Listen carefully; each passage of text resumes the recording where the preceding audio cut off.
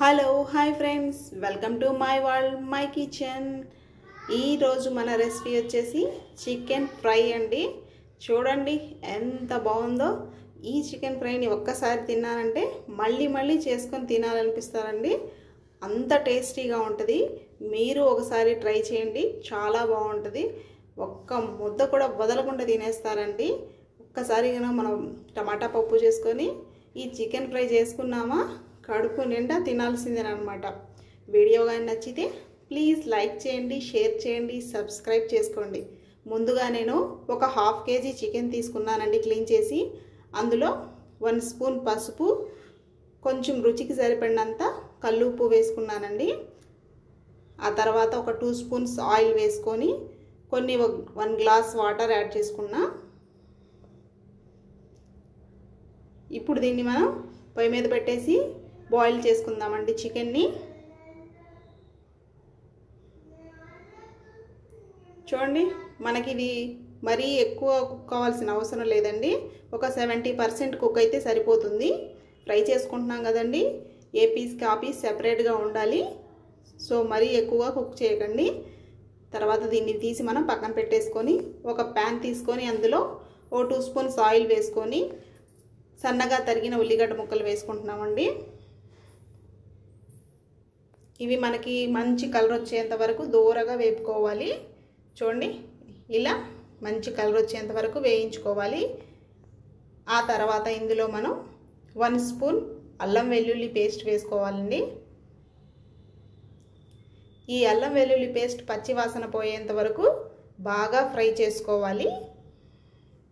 ఆ తర్వాత ఇందులో 2 3 పచ్చిమిర్చీల్ని పొడవుగా చీల్చుకొని వేసుకుంటున్నానండి. ఆ తర్వాత ఇందులో మనం బాయిల్ చేసిన చికెన్ వేసుకుంటున్నాం. దీన్ని మనం కొంచెం సేపు అటు ఇటు కలుపుకొని ఆ తర్వాత ఒక 2 మినిట్స్ మగ్గిన తర్వాత ఇందులో ముందుగా మనం బాయిల్ చేసుకున్న కొన్ని వాటర్ మిగిలినాయి కదండి, ఆ కొన్ని వాటర్ తీసుకొని ఇందులో పోసేసుకుంటున్నా.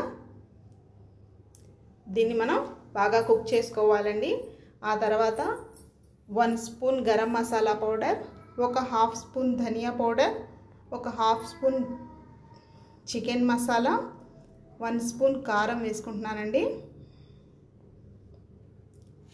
అలాగే ఒక హాఫ్ స్పూన్ పెప్పర్ పౌడర్ వేసుకుంటున్నానండి. చాలా టేస్టీగా ఉంటుంది.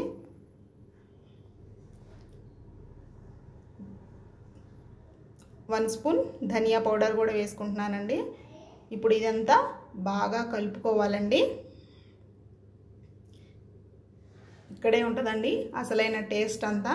చూడండి, మంచి స్మెల్ వచ్చేస్తుంది. ఇలా ఇదంతా చికెన్ ఎక్కడ గ్రేవీ అనేది కనిపించకుండా బాగా దగ్గర పడేంత వరకు ఉడికించుకోవాలండి.